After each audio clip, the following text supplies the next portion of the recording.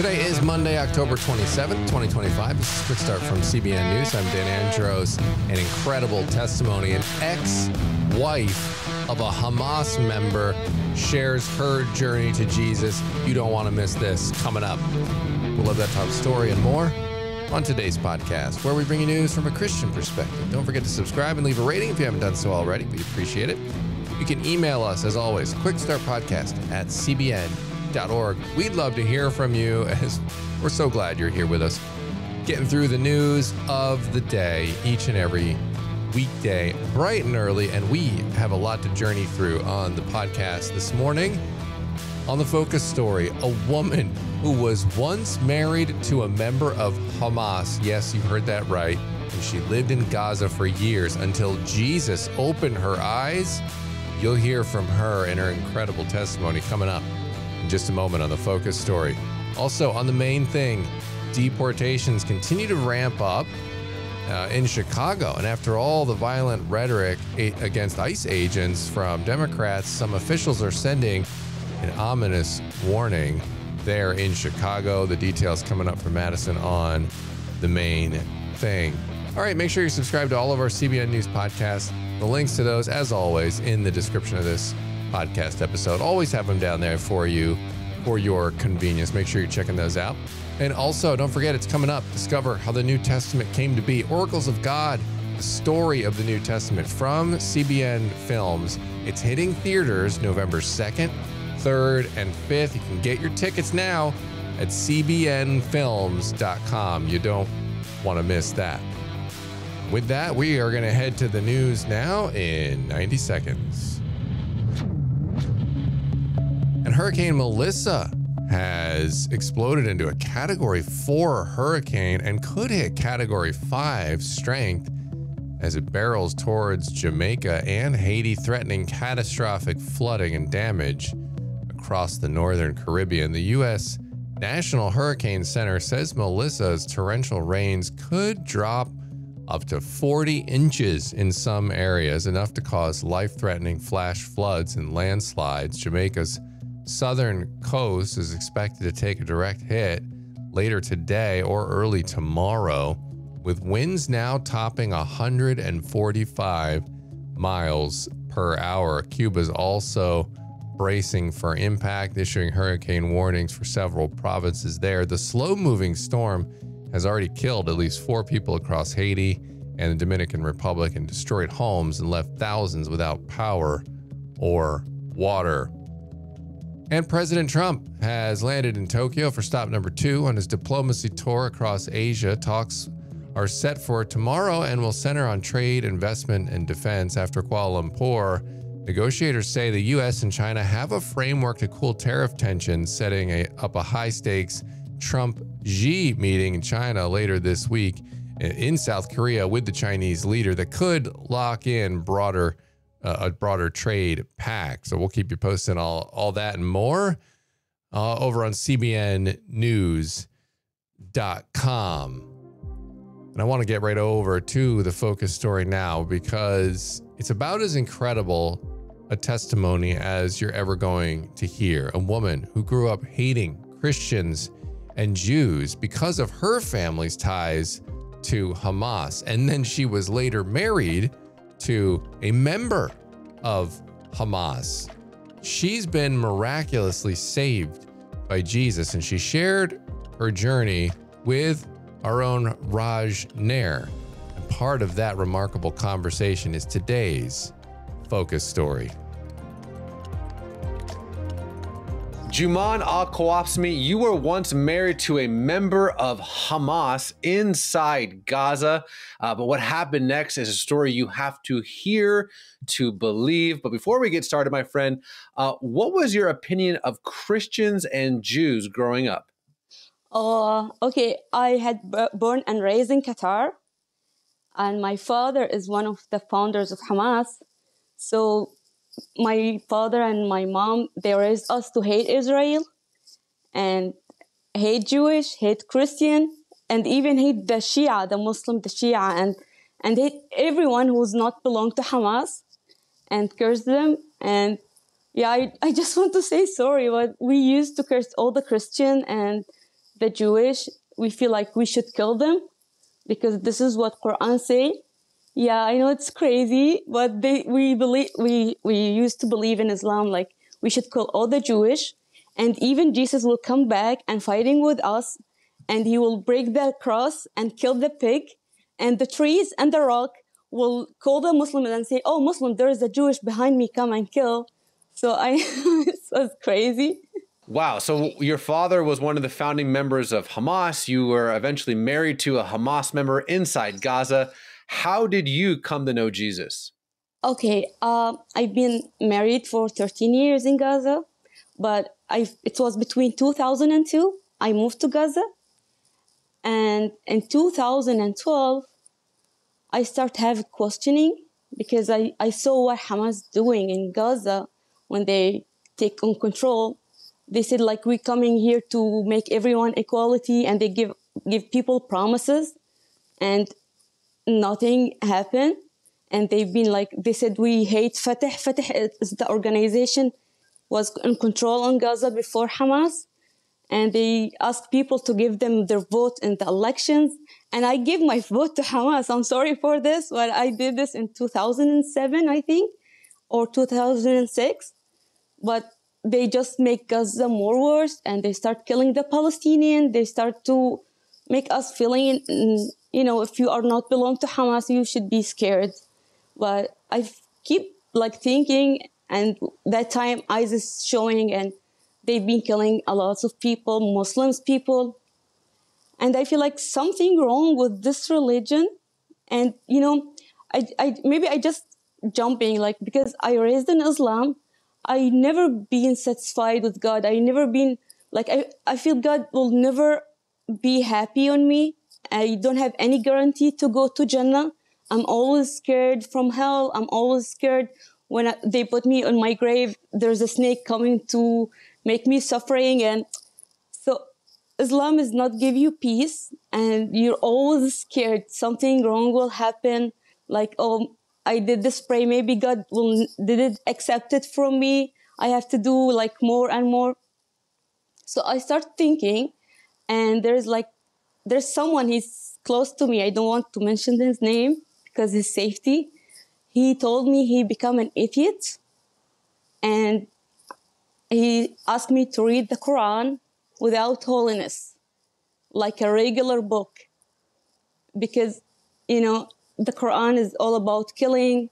It's all about Muhammad's story when he married his son, and he had a son. He adopted a son, and then he decided to marry his wife. So he said, like, Allah sent a verse in Quran, ask his son to divorce his wife, and Muhammad will take her. And so I feel like, okay, Quran does not make sense, and it will never be that God of Quran is the real God, because it's psychopath God, and nothing makes sense for me in Quran. So I feel like, okay, I didn't believe there is no God. I didn't become an atheist, but I've been like praying every single day. God, if you exist, I want to know you. I want to meet you, because I know deep inside there is a God. I couldn't believe, like, this is, the universe, that everything. And when I was praying for God, like, to heal, he healed my children, like they almost died. And I had something, like, I know there is a God. And I started to pray, like, from 2012 till 2014, there was a war between Hamas and Israel. And I remember the IDF called my ex-husband, and they asked him to call my neighbors because they want to bomb their home. And he told him, like, oh, no one is home, because Israel is caring for the civilians' life. They calling people before they bomb their houses. They are not killing the houses randomly. So in that night, they bombed our neighbor's house, and it was so scary for me. I feel like, oh, I will die soon. So I've been crying a lot. And that night I said, God, if you exist, please, I want to know you. I want to call your name. I want you to save me. So in that night, I was dreaming, and I saw myself with my mom, and my mom passed away in 2005, and that was in 2014. I saw my mom, and we've been sitting in a balcony, and the moon was so big and come closer to us. And my mom asked me to look at the moon, and I saw Jesus' face coming out the moon, and he was speak to me in Arabic, and he said, "Ana Rab Yeshua," like I'm the God Jesus. Wow. And he was talking to me. But what I'm remembering, he was say, "Inti binti ma tkhafi," you are my daughter. Don't be afraid.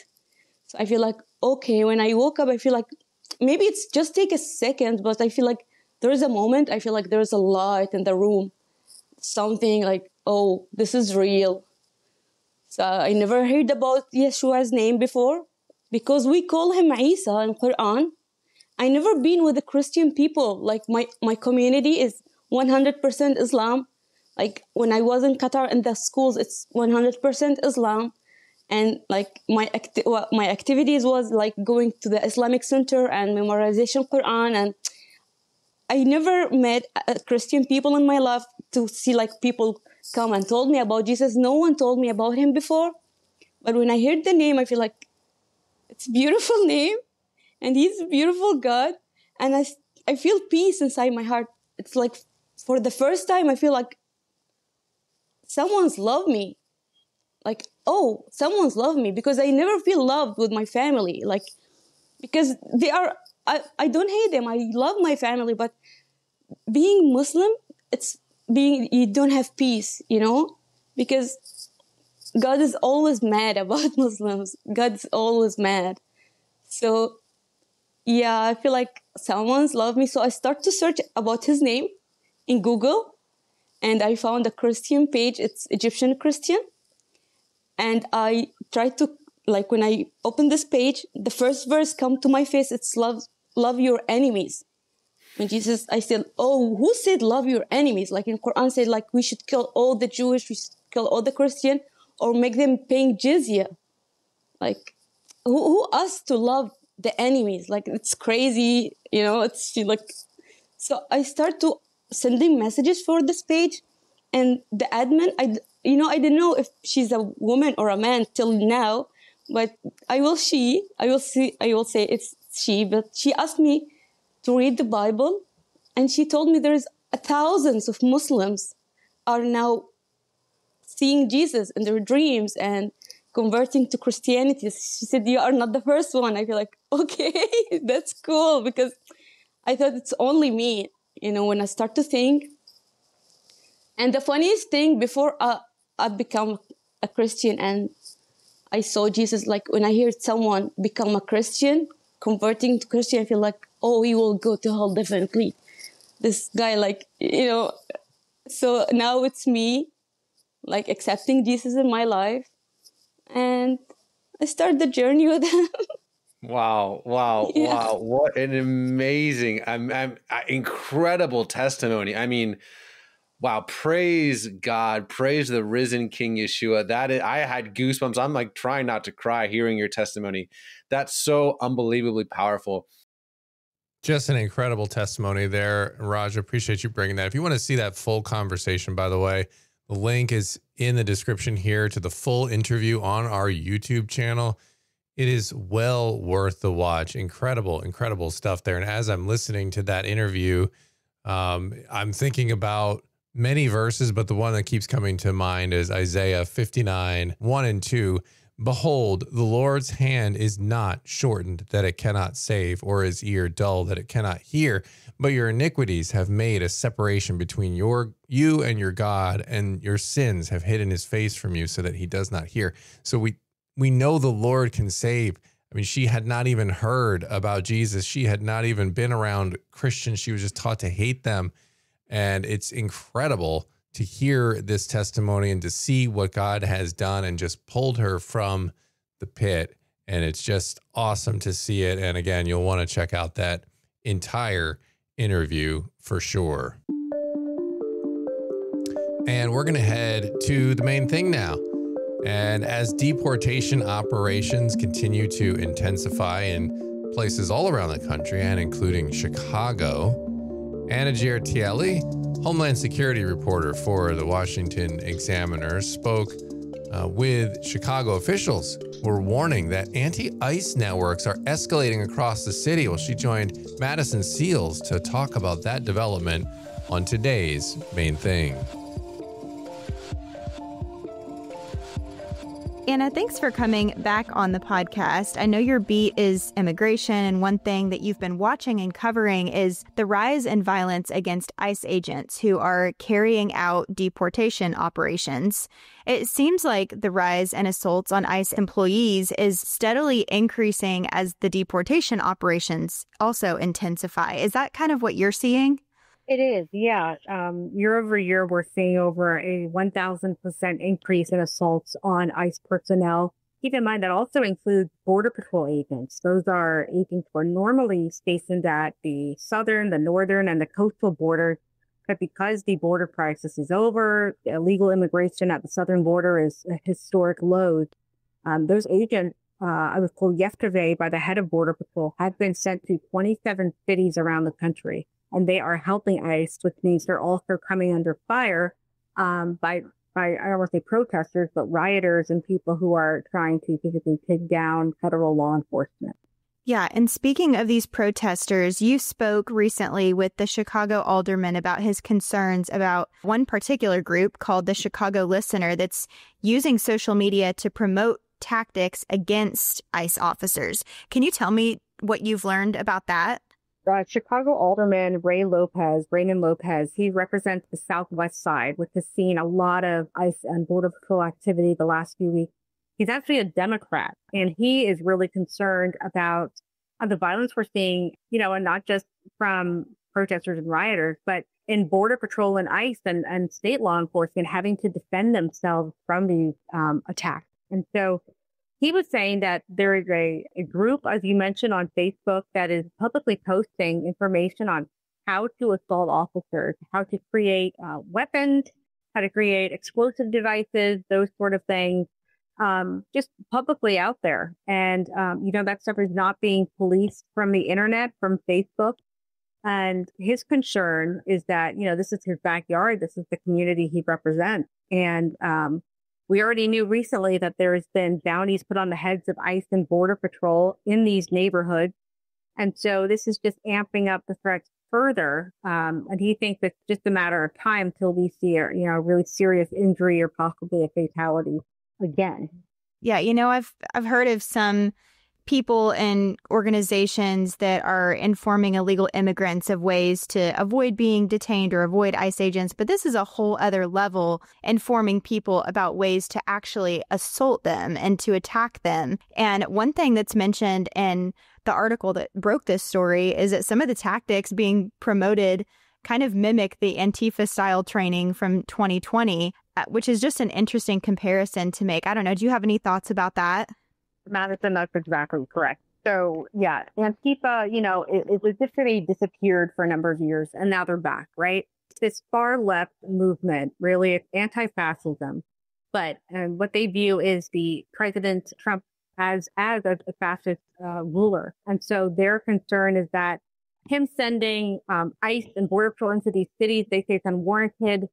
Even Democratic lawmakers who are misinformed have said that ICE is kidnapping people in the streets, which we know from the incidents we've seen reported, people are sometimes assaulting ICE in the streets or throwing a rock out of a vehicle. And that's considered an assault on law enforcement. And so ICE will then stop and try to arrest that person in the street, which can look like a kidnapping, but that's certainly not what's happening. But all that to say, Antifa is really viewing this, what's going on in Chicago and Portland, as a federal takeover. And so they're acting out in their mind to protect the country, to protect their community from something they really fear. And I think to them, the end justifies the means because they see themselves as pursuing, a righteous cause. So is this more than just an isolated group? Do you think that people have been receptive to training like this and that it's actually inspiring more attacks by making violence against immigration officers seem justified? It's an interesting question because I think Antifa's presence around the country, there is no formal Antifa group, right? There's certainly people that are involved at the top and ordering things. But I think what's going on in Chicago, what we're seeing with this group and what they're posting, I don't know how far reaching it is. I don't know who's sharing it and who it's it's being viewed by. But I think the bigger point is that they want to fight this at all costs. I think we're waiting to see, what the extent is that they're going to go to. Certainly things have heated up with ICE taking more action in communities. And ICE is only going to become more active. They just hired 10,000 more deportation officers that are going to go through training through next year. So what we're seeing with ICE is scary to them now. Next year is going to be a lot more heated, which would prompt, you think, an even bigger response from the far left. Yeah, definitely something to watch. And from what you've seen, what are federal and local officials saying about Chicago's sanctuary policies amidst all this growing unrest there? And has there been any condemnation of this violence against ICE agents, immigration agents that you know of? There has been nothing coming from either Democrat. The Governor J.B. Pritzker of Illinois or Brandon Johnson, the mayor of Chicago, have not condoned the violence. They haven't actually commented on the sanctuary policy, which is something that Illinois is a sanctuary state. And what that simply means is that local officials, state officials lawmakers have passed laws saying, we're not going to cooperate with ICE. So normally if someone gets arrested by police, say for burglary or an assault, that person makes bail, law enforcement, that ICE can say, we want that person to be turned over to us. Don't release them onto the street if they make bail. And in this case, for sanctuary cities and states, they will release that person without holding them for ICE. They say it's not their responsibility, it presents legal challenges for them.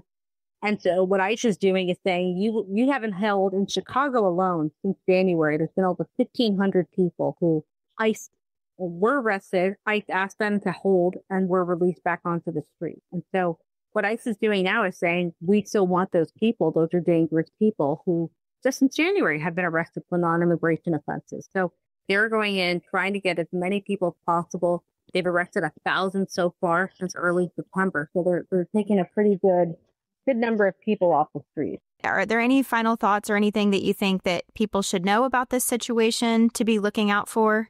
We're about coming to the end of ICE and Border Patrol's really heavy presence in Chicago, but they are in 27 other cities, really, moving forward with the rest there. And so, we've seen Portland, we've seen LA, and now Chicago come under the microscope for what President Trump is doing with federal law enforcement. But I think it's just going to continue to move on to other cities. And, we'll continue to report from there. All right, Madison, appreciate that update there. Important stuff. And that's going to leave us with time for one last thing on the podcast today. And it's a verse we've done before, and I just think it's so appropriate today after hearing that remarkable testimony earlier in the podcast. Ephesians 2:8, for by grace you have been saved through faith. This is not your own doing. It is the gift of God. And look at this wonderful example of that as a person who was lost as can be in Gaza, married to a member of Hamas, her family helping found Hamas, and hating Christians, hating Jews, not even really understanding who Jesus is at all. And then God, being rich in mercy, just lifting her from being dead. It says we're dead in our trespasses, lifted her out through no work of her own. And isn't that incredible? And, we just need to be praying that she's saying that's happening a lot in the Middle East. We need to be praying for that to be happening all over the country, not just all over the globe, not just there in the Middle East, but here in America, in our own neck of the woods, that God would be opening the eyes of the lost and drawing more people to himself and using us as the conduit to do so, sharing the gospel. And sometimes even when he doesn't go through us, dramatic fashion, through dreams and visions like we're seeing in the Middle East. So God bless. That's all the time we have for today. Lord willing, we'll be back here tomorrow. See you then.